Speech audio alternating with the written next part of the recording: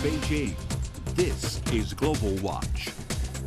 Hello and thanks so much for joining us on Global Watch. I'm Zhong Shi. I'm Kasturi Manikam. Let's get you the headlines.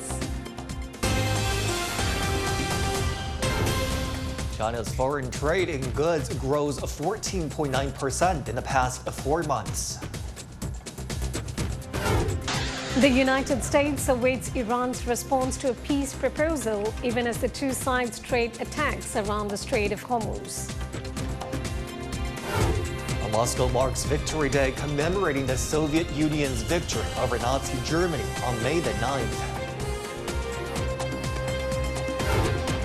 The World Health Organization says the risk is low for hantavirus to spread to the general population. At the top of our broadcast today, China has maintained strong momentum in foreign trade. Trade volume hit $640 billion in April, a 14.2% year-on-year increase. April's exports also rose nearly 10% from the year earlier, while imports of goods surged 20.6%. In the first 4 months of the year, China's total trade, foreign trade, reached nearly $2.4 trillion, up by 14.9% year-on-year.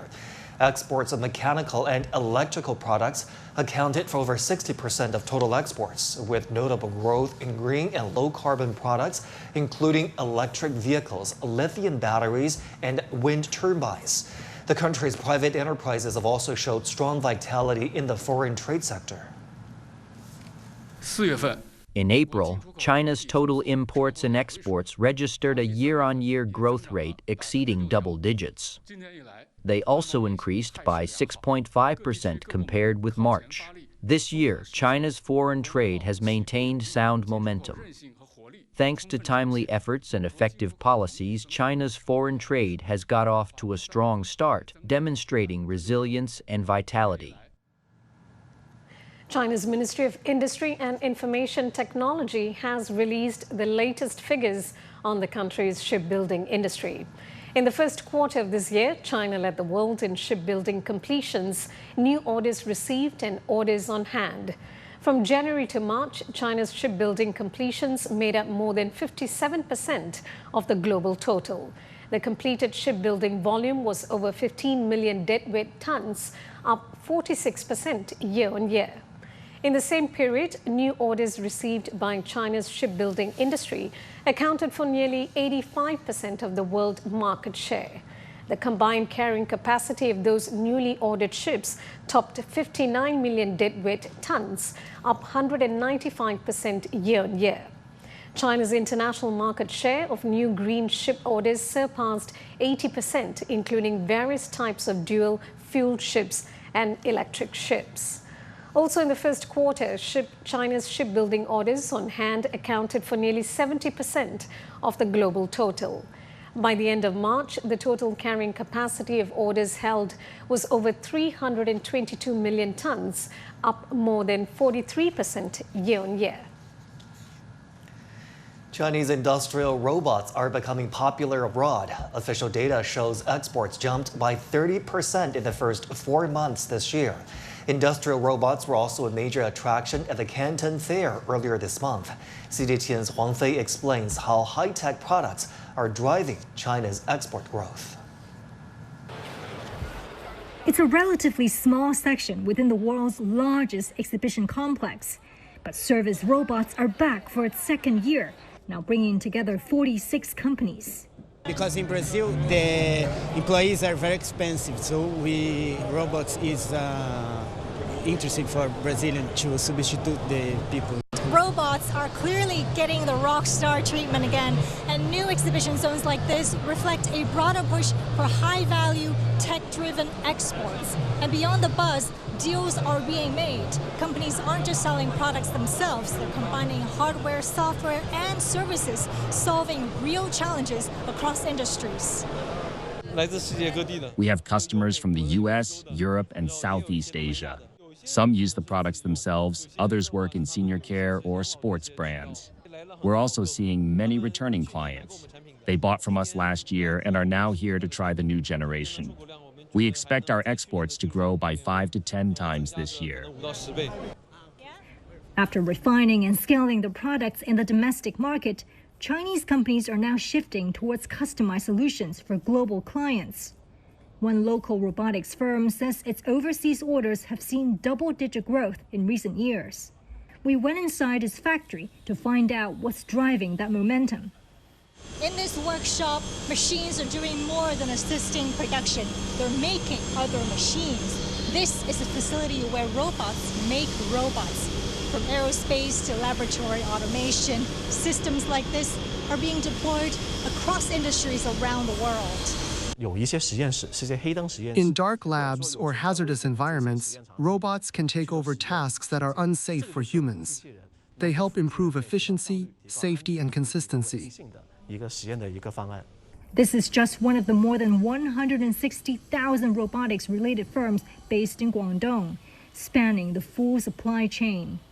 That ecosystem also allows companies to offer more flexible solutions, systems that can be integrated without major factory overhauls or heavy upfront costs. For many smaller businesses, that lowers the barrier to automation. Beyond the robot itself, we've improved development efficiency and reduced component costs. With Guangdong's supply chain, we can respond quickly and offer a wide range of solutions. It doesn't have to be a mass order. We can deliver a smaller setup with different skills. As global industries look to cut costs and cope with labor shortages, China is redefining what smart manufacturing looks like. What stands out is speed, the ability to test, refine, and scale products quickly. And in a more uncertain global trade environment, that may be where the competitive edge lies. Cgtn, Guangzhou. Now let's bring in Cho Mi in Beijing. He's a senior research fellow at the Chinese Academy of International Trade and Economic Cooperation. Mr. Cho, thank you for joining us on the show. First of all, your assessment on China's foreign trade data. Well, as we're looking at the data of the first 4 months this year, we can find that the trade is still very strong. I think that is kind of a very good reflection about the China's abilities and function in the global trade network.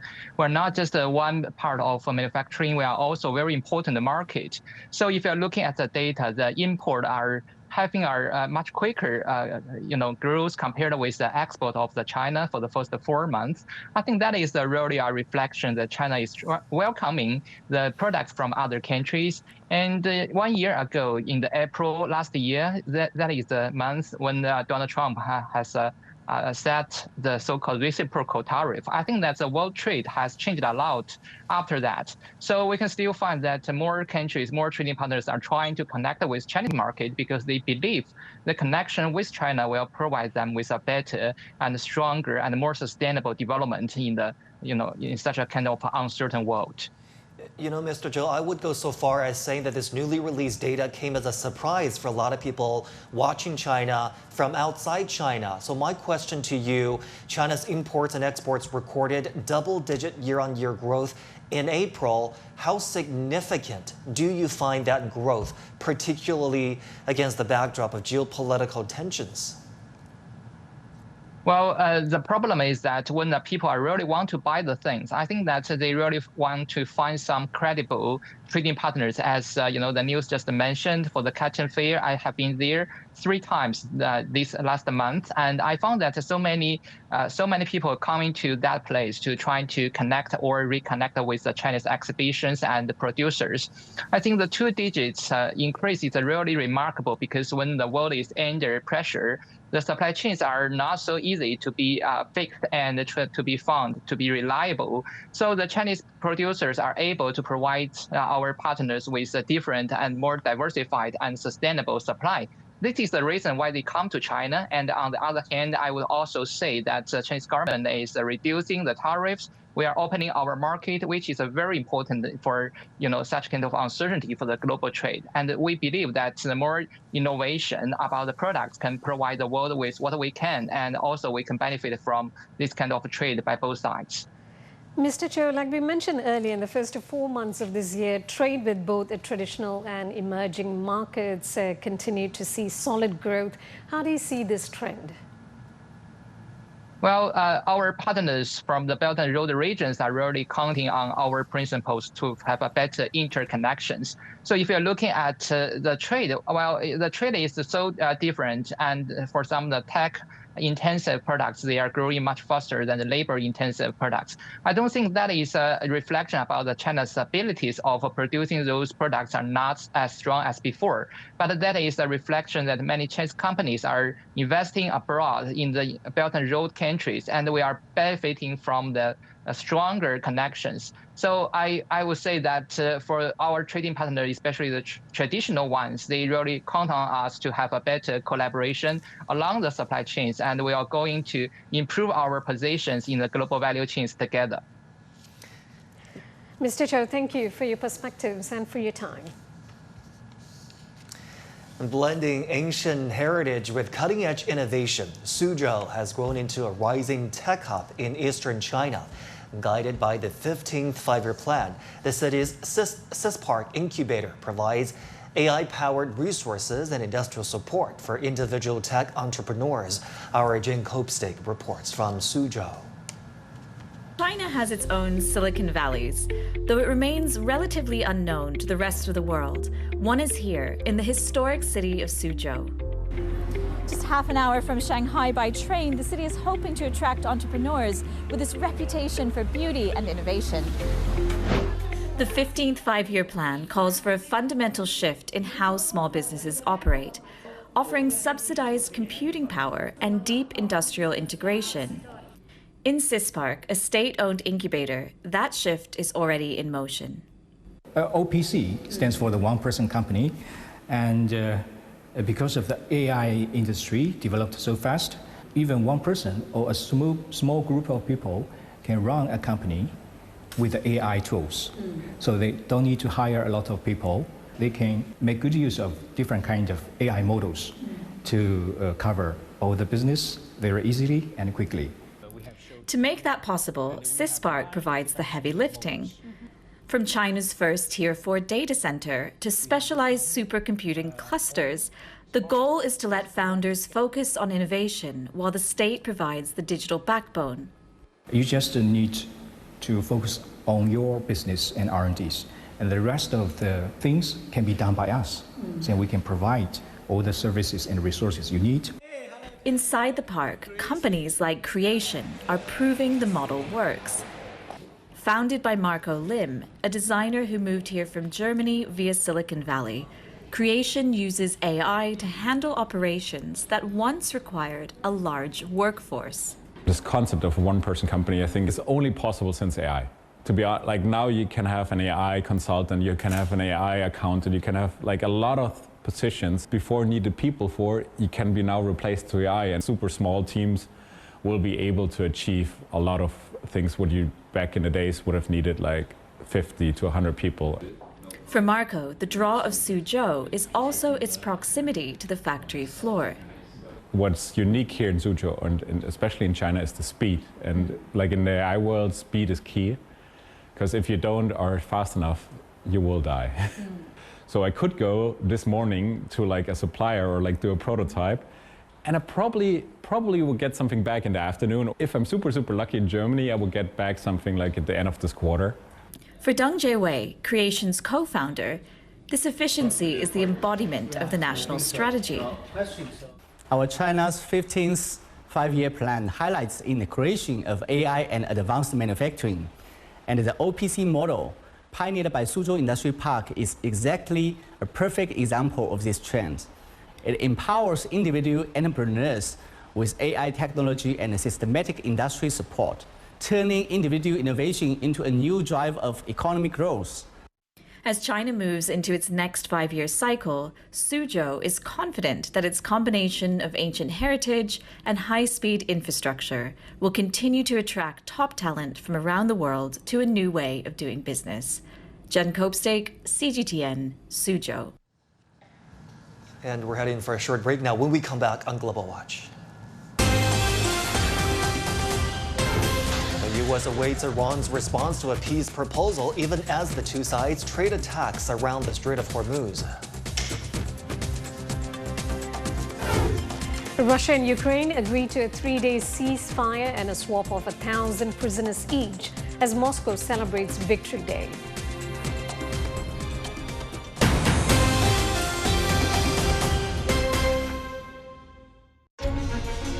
Images may appear to be identical, but looks can be deceiving. The difference is not always obvious. It has to be discovered. There are always different sides to a story. We put the focus on the details. To see more, to understand better. Cgtn. See the difference.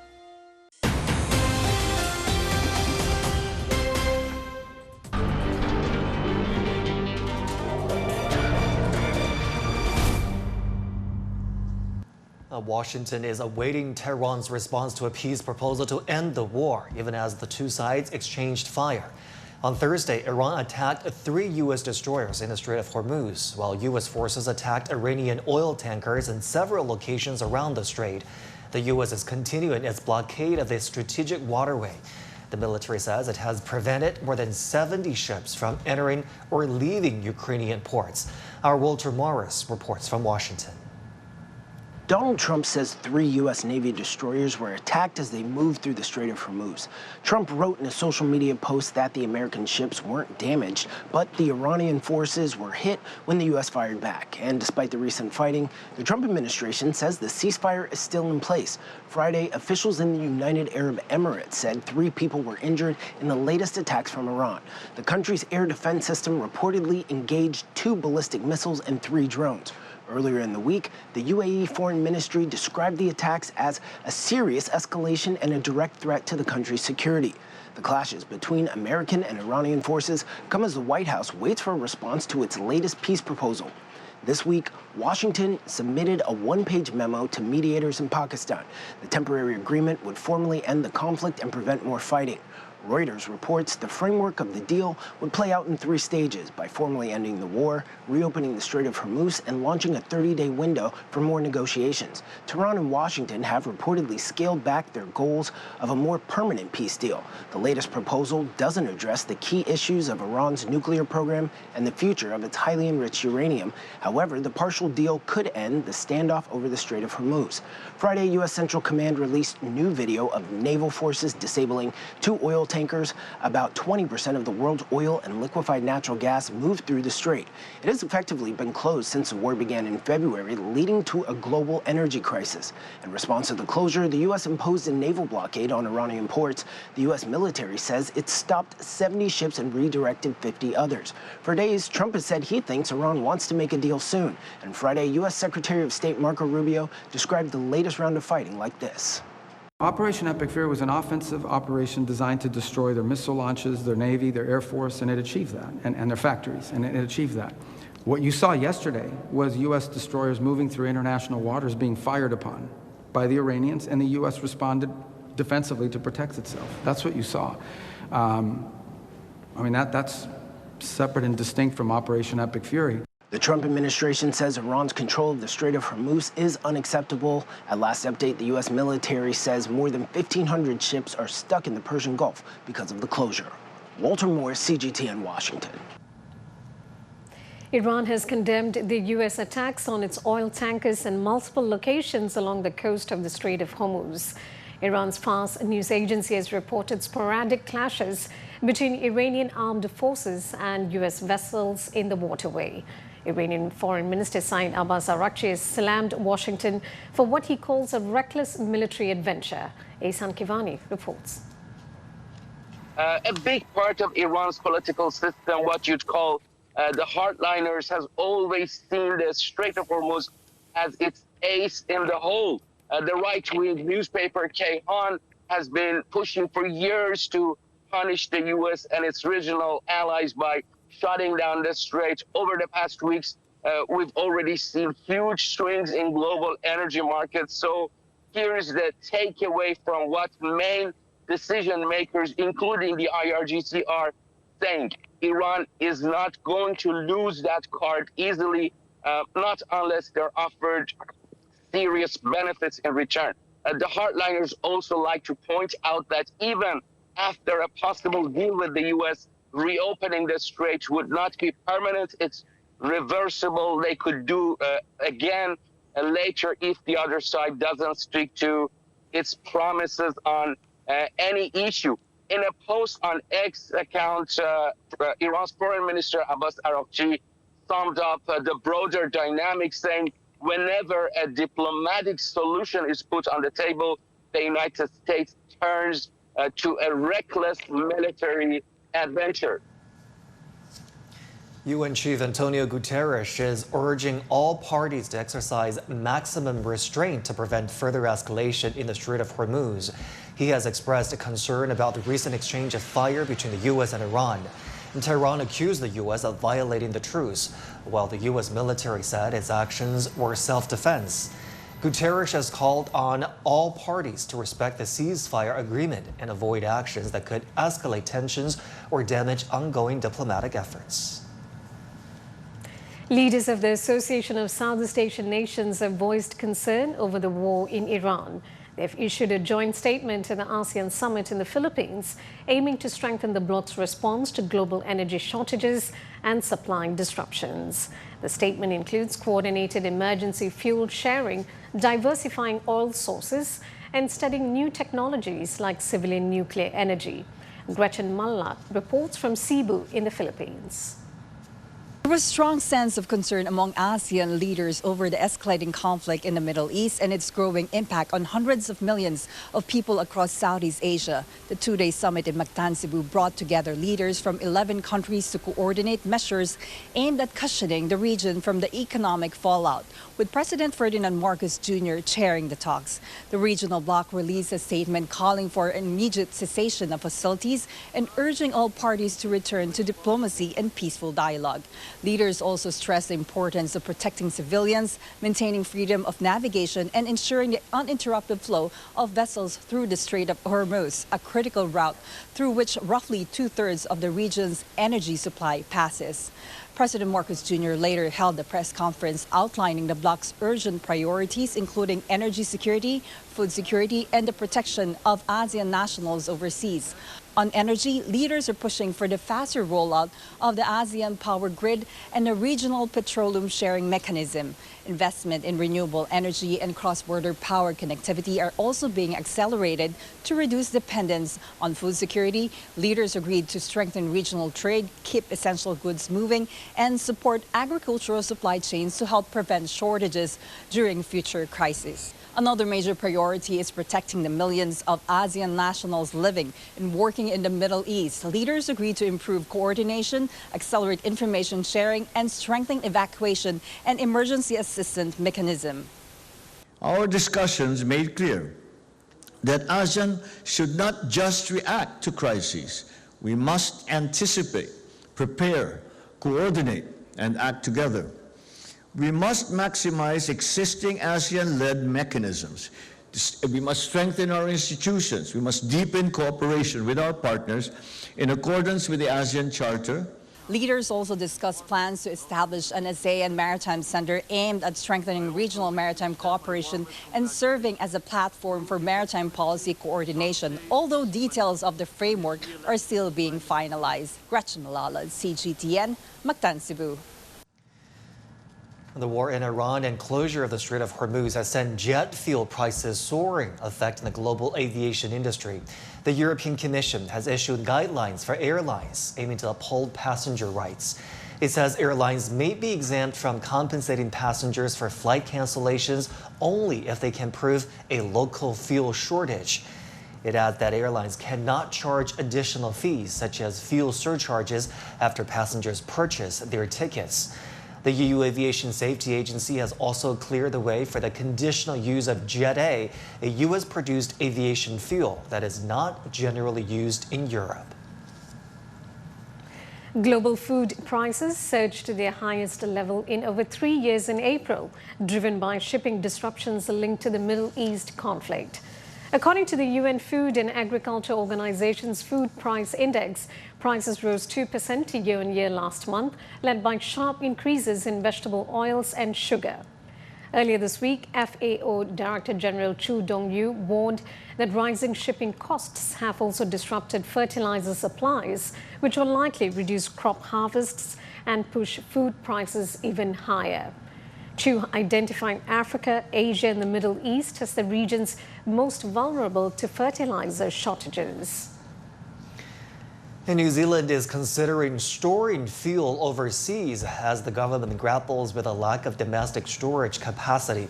Resources Minister Shane Jones says the government is considering Malaysia, Singapore and the Republic of Korea as potential sites for a sovereign fuel reserve. The move comes after officials found the country lacks the capacity to increase its fuel buffer at home. Last month, New Zealand bought 90 million liters of diesel as a physical backup. The country currently has financial purchase rights to buy fuel from nations including Japan and the US. Still to come on Global Watch. Analysts warn of Japan's increased militarism as the country advances the establishment of a national intelligence bureau. Moscow holds Victory Day celebrations marking the Soviet Union's victory over Nazi Germany. Stay with us.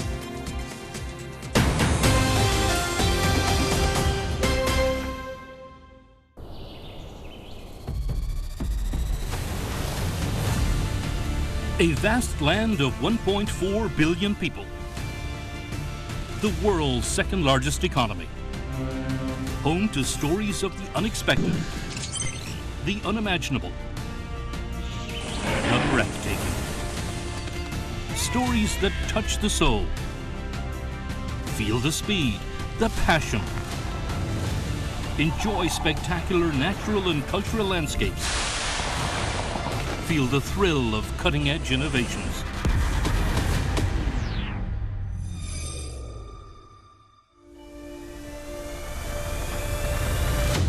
Discovering China. Global Biz. China Travel. We present a China never seen before. 24/7 at your fingertips. Starting on November 6th, 2025.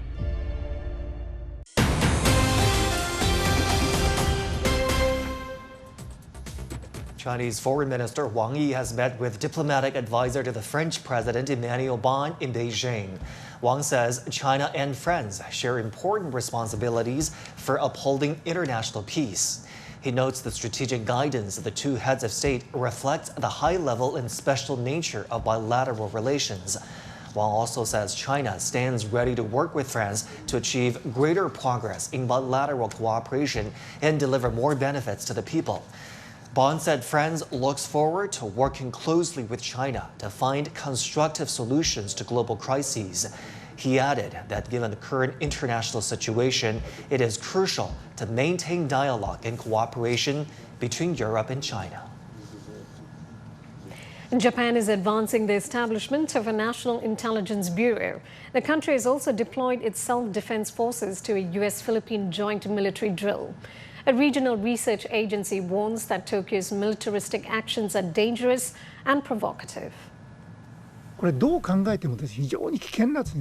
matter how you look at it, this is an extremely dangerous and provocative act. That is to say, the self-defense forces have effectively taken the step of waging war, because so-called military exercises are themselves the practice of war, and it was the first time for them to launch offensive missiles overseas.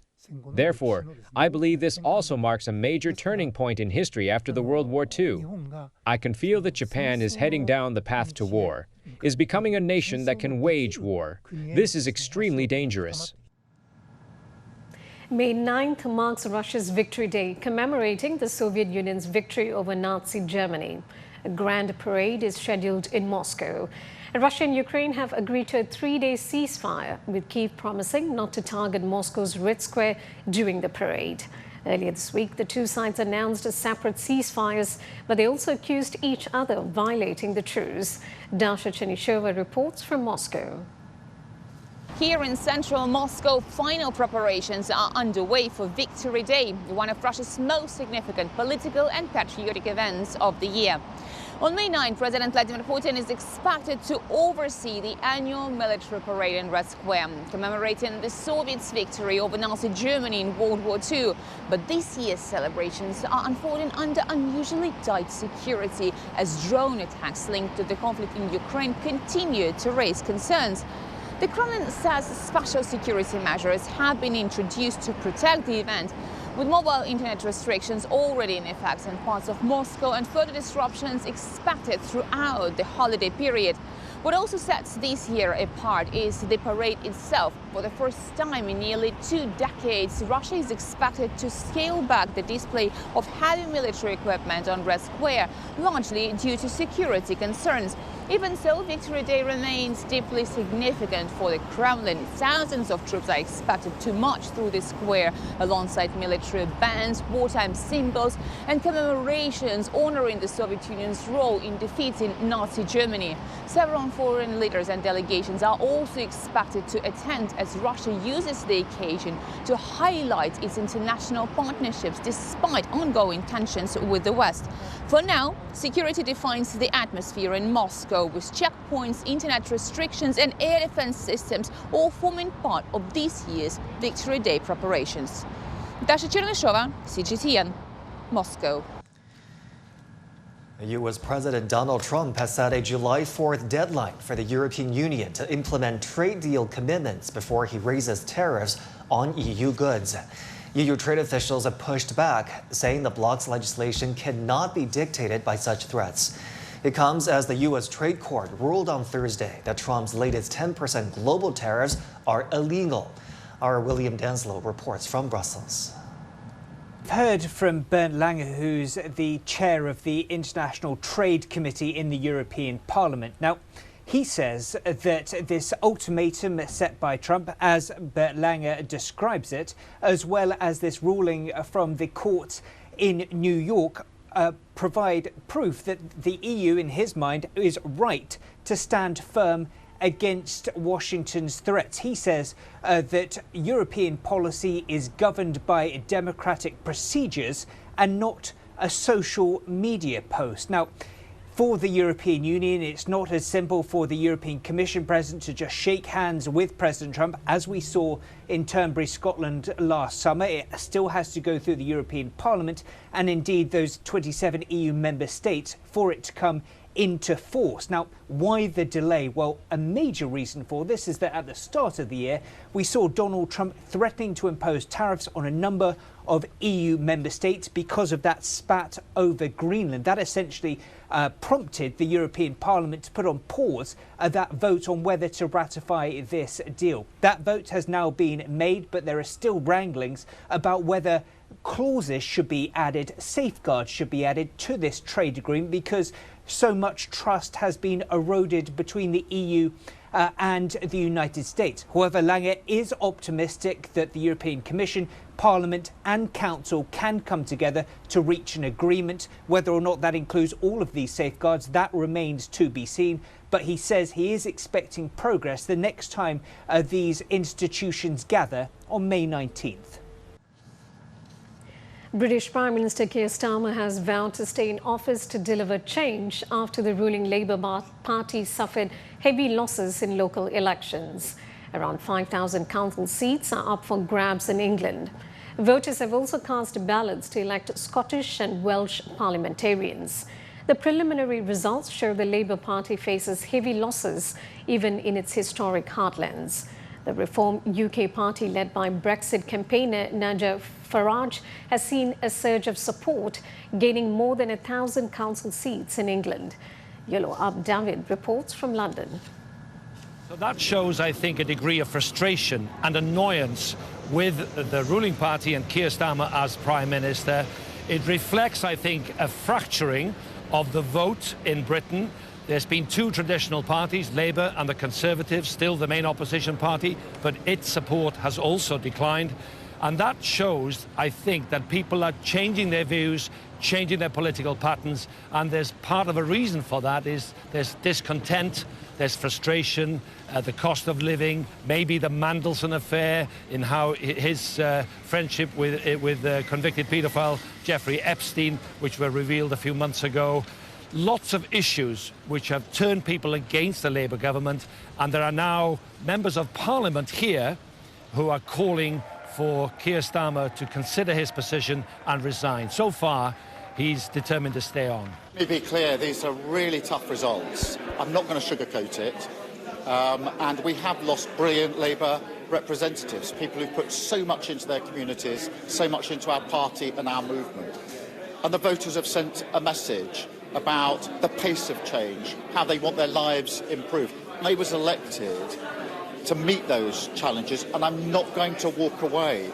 There's also, of course, a whole host of international issues which have taken his interest and his time, possibly, in terms of Israel-Gaza, the Ukraine war, obviously what's been happening in the Strait of Hormuz and Iran, the international tariffs imposed by Donald Trump's administration in the White House. Lots of issues which have taken Keir Starmer away from Britain, and maybe there's a message here that, you know, the two main parties can't take the voters for granted in the way that they have. There are lots of issues here, and there's also a difficulty in how people look at politics and what can be done and how quickly the government can respond.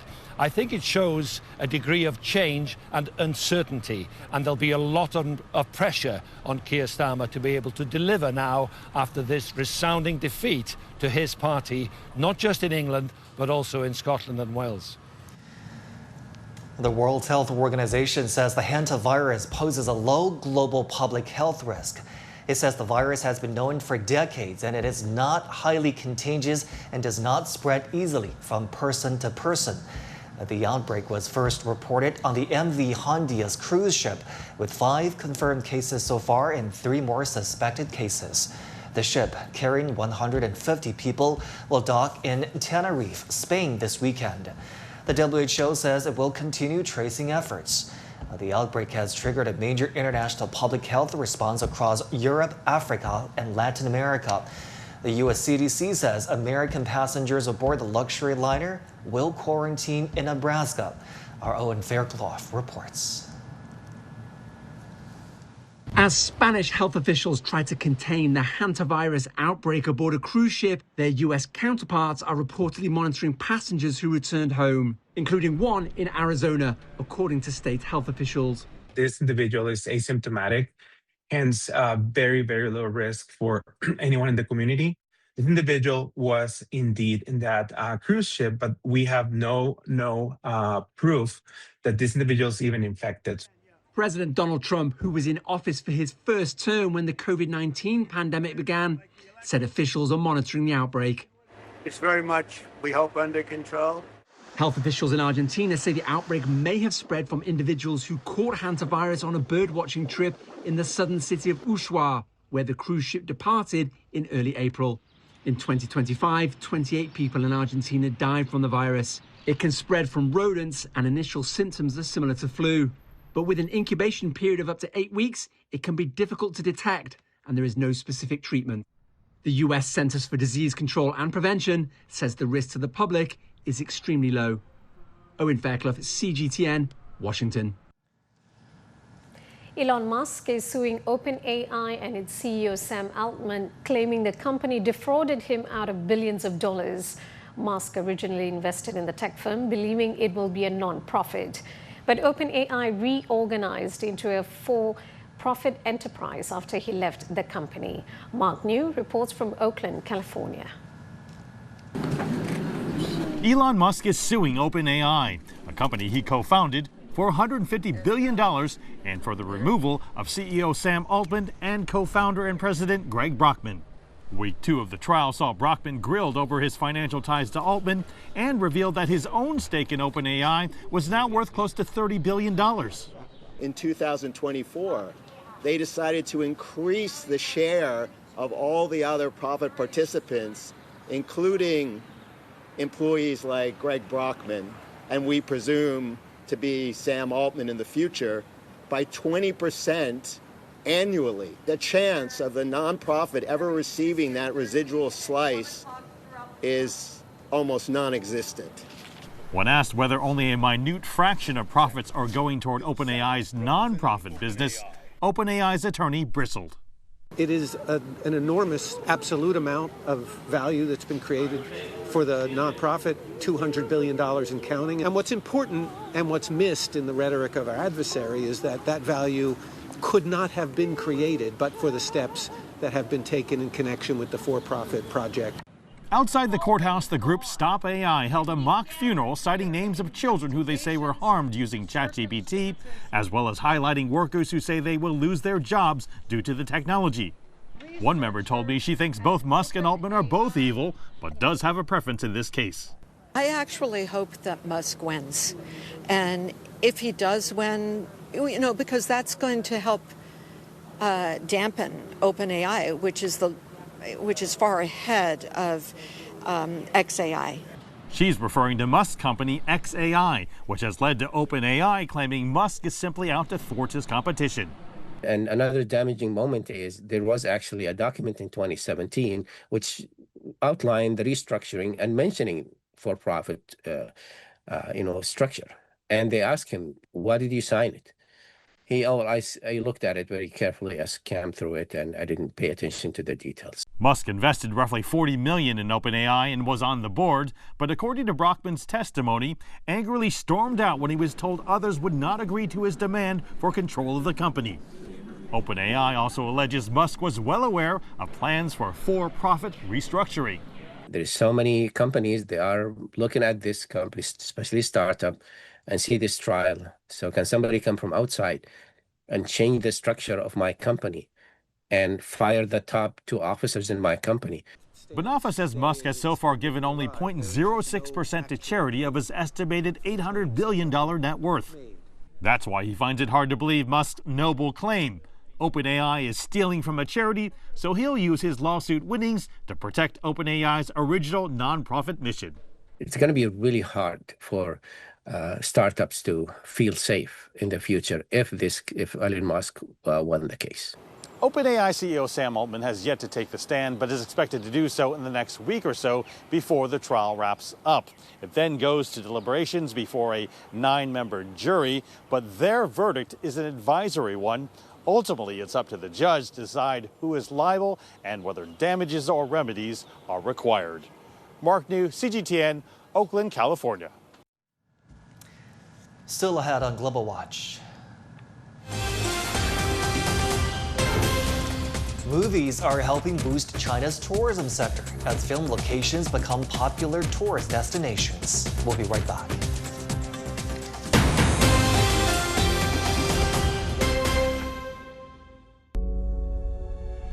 Facing the unknown is always difficult.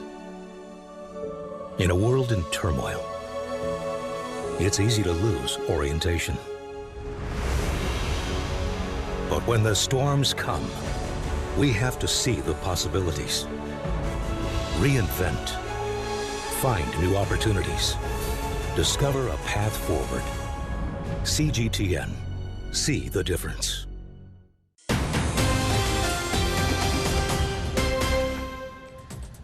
China's film industry has seen a boost from the Labor Day holiday last weekend. China Film Administration reports that box office revenue for this year's 5-day break reached 758 million yuan, or about $111 million, an increase of over 1.4% compared to last year. A series of film-related activities were held across the country. The Jiangnan branch of the China Film Archive organized outdoor film screenings, integrating movies with football matches to combine film and sports. In Shanghai, events were held for movie fans to interact with filmmakers. Combining food with film, moviegoers can also use their ticket stubs to get discounts on coffee at select stores in Shanghai. In central China's Hunan province, schools in Zhuzhou City are hosting screenings of science films for students and their families. Experts share their expectations for the future of China's film industry. Audiences are actually choosing these locally themed films with a more rational attitude based on the quality of the content and cultural affinity. This also reflects that China's consumption of cultural products as a whole is presenting a more confident stance. If our film market can provide better release schedules for these small but beautiful films, improve the production quality of medium and low budget films, cultivate more audiences who love Chinese cinema, and allow creators to express themselves more sincerely and courageously, I believe this will be crucial for the Chinese film market to mature and achieve healthy development. Now, Bruce Lee is more than a martial arts icon. From his roots in southern China's Guangdong province to his revolutionary approach to combat, his journey shows how tradition and personal philosophy can come together to create something unique. Our reporters visit his ancestral home in Guangzhou to find out more.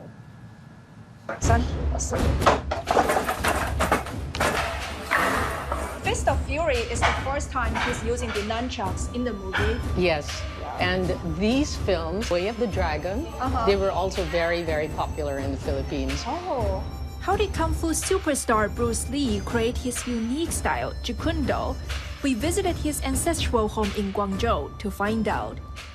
我们现在所在的这里呢，就是李小龙祖居的正厅。我们像现在看到上面这个牌匾“习武世家”，其实就是形容李小龙的父亲李海泉他一生的一个精神文化造诣的演示。Li Haiquan was a Cantonese opera master, also skilled in Tai Chi. Bruce Lee began learning Tai Chi from his father at the age of 7. 到了13岁的时候，他就转拜到叶问的门下，开始学咏春。他进入了青春期，变得比较叛逆，太极过于的绵柔。What are the essentials of Wing Chun? Chen Zhaowei, an inheritor of the Chen-style Wing Chun in Guangzhou, guides us through the experience. 跆拳道其实咏春拳有12八法，就是截，他就李小龙就拿了个截字其中的一个点，进攻对方的时候呢，半路可以把对方截住，他的也是。 非常符合中华这个阴阳平衡的一种哲学理念。截住以后，他马上可以进攻，他就寸拳就来了，是吧？比如说，砰，速度很快。Starting from Wing Chun, Bruce Lee gradually grew into a martial arts master. In 1959, he moved to the US and encountered many different martial arts styles. Breaking with tradition, he combined Wing Chun with his own philosophy, creating the unique martial arts system. I think my favorite of all these is to, he says somewhere here, he says, be true to yourself and overcome self-consciousness. Because when we overthink things, don't you think sometimes it stops you from being who you want to be? Yes, true, yeah. If you're always like trying to learn from other people, you may not be really yourself. It's also like his experiences as well. He's told to go to the US, but then he still found his true self, learning his own style of Kung Fu. Yes. From tradition to innovation, this spirit is reflected not only in Bruce Lee's martial arts, but also in his movies. Between 1971 and 1973, in just 3 years, he starred in 5 films, earning global fame that has lasted for more than half a century. Bruce Lee's legacy lives on. Zhu, Cgtn, Guangzhou in Guangdong Province. And for more on this topic, we're now joined by Zhao Yupei, Vice Dean of the College of Media and International Culture at Zhejiang University. Ms. Zhao, welcome to our program. Taking Bruce Lee's former residence and his martial arts films as an example, how do you view the two-way integration model between cultural tourism and film and television IP? Thank you, Zhongshi. Let's get into the two-way division of the film IP and cultural tourism. The cultural value, the core value is that actually to build up dynamic and a living cultural ecosystem. So on the first stage, we're looking at how film IP drive the tourism. The essentially is about emotional projection and the scene realization. So Bruce Lee, as a good example, created a global Kung Fu icon. So the tourists actually visiting his ancestral home, it's not just about watching the old building, but also the validating the memories, seeking the connection, and completing the privilege. So the film IP actually provide a very powerful stage and a narrative blueprint, turning a static historical site into a space filled with a story. And when we're looking at how the tourism feedback into the film culture essentially is about the deepened experience and renewing the meaning. So when tourists actually on site interacting with VR, etc., digital technologies to seeking the prompts, the abstract screen culture becomes embodied sensory memory. So this kind of immersive experience deepens understanding of the film and inspire a new story like the GRC could create the second-hand cultural products, transforming from something that you watch it, a tradition that you could participate in. Thank you. And Ms. Chu, how do you think Chinese culture can better expand its global influence through the film industry? Thank you. I would say personally, I watch film a lot, and it's very powerful mass media for sharing the culture. But the key to success is integrating the three elements. For short, I call it a relatable story, universal emotion, and contemporary relevance. So I would offer some tips. Like first, it's called a narrative strategy. So from the symbol showcase to value-driven storytelling. For example, just get avoid the showcasing the services involves like the Great Wall or Panda, right? Following the example, like the Hidden Dragon or Wandering the Earth, with the unique Chinese value, like the family, country, dedication, the harmony with nature, into the core of gene of global appears. So let the value emerge naturally through the plots and conflicts. And the second, I call it the theme selection, focus on how to make the modern China be more established well and share the future of Chinese image right now. So moving beyond the historical fantasy, we need to modern the stories that resonate globally. Like innovate China stories means that focus on the struggle and the ethical problems that also hid behind the high-tech and internet entrepreneurships. And when you're talking about the story of the future games, like the Wandering Earth, using the sci-tech to engage into the global conversation, offering the solution infused with the Chinese perspectives as well. And the third is how to build up the path to collaborate. So from the blowing a boat to building a ship together, you could stay as the other state co-creation involves more international writers and producers from the script developer places to ensure the stories speak a global language. And also in terms of the production collaboration, we have a lot of international partnership with the top international techniques team. So that's my offers. Thank you. Ms. Chow, thank you for sharing with us your thoughts. And as of early 2026, the number of certified and registered dog trainers in China stands at nearly 12,000. Wang Wenyi is one of them. And the illustration design student turned canine fitness practitioner has been demonstrating that her work is a two-way healing between humans and dogs, and one that encompasses both body and mind.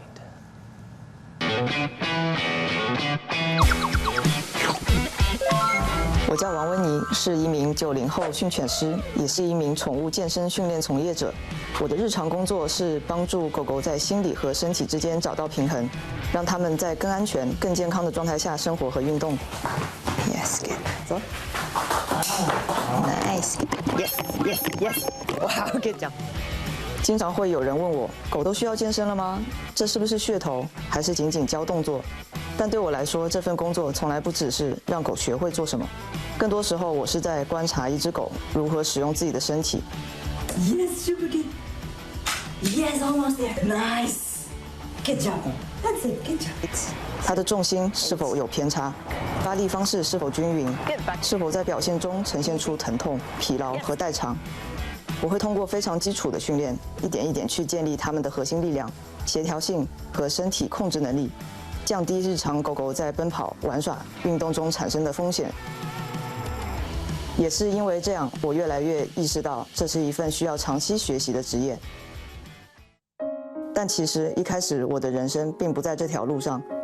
我曾在日本读插画设计，但毕业不久后，我的身体出现了问题，颈椎压迫和腰间盘突出变得非常严重。甚至坐在电脑前10分钟就会头晕目眩，那让我不得不重新选择方向。回国之后，我接触到了我的边境牧羊犬吉玛，他对飞盘的热爱几乎是本能的，而我也被他带进了赛场。一开始我和很多人一样，更关注技巧和完成度，但在不断的训练和学习过程中，我发现狗和人一样，一只运动犬的培养其实更像是在养成一个运动员。那这几个的话，就是我在日本的时候带吉玛一起比的飞盘的一些奖项，它每一个就是代表它不同的等级。如果没有良好的身体基础，很多看起来精彩的动作背后其实都是在透支他们的身体。也正是在这个过程中，我开始系统的学习关于骨骼、肌肉、筋膜以及营养的知识。家里面经常会有这一些解剖的骨骼模型，就是可以看得到一些主要的肌肉部分和深层肌肉，去跟一些客户和学员去讲解。而在帮助狗的同时，我也在重新理解和照顾自己的身体。于是我的工作从传统训犬延伸到了不只关注于狗狗的心理状态、行为，还有关注于狗的身体素质。Good job. Nice. 有一只让我印象很深的1岁的边境牧羊犬，它因髋关节发育不良的问题，被判定终身无法再参与运动。作为一只工作犬，被限制奔跑是非常痛苦的一件事。但主人找到了我们尝试从最基础的身体控制和力量开始，一点点重建它的运动能力。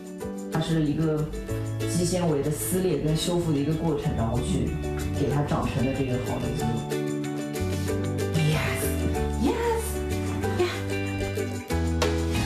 慢慢的，它拥有了强壮的身体，找到了属于它自己的安全发力模式。它和主人再次回到了它喜爱的赛场。健身的改变并不是一瞬间的突破，而是一点点的被看见、被积累的过程。在当下这个普遍运动不足的环境里，不只是人需要被重新建立身体能力，狗也是一样。我越来越喜欢现在的职业，在和自己的搭档犬吉玛训练、参赛